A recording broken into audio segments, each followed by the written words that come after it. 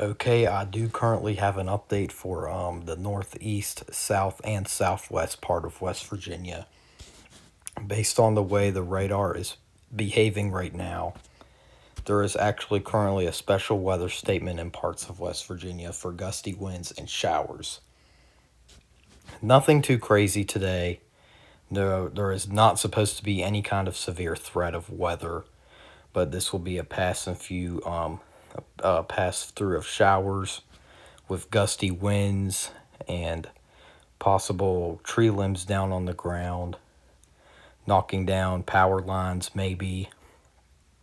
Flash flooding probably not too likely, but yeah, I will keep an eye on this update and see how long this special weather statement of gusty winds and rain showers will be here for.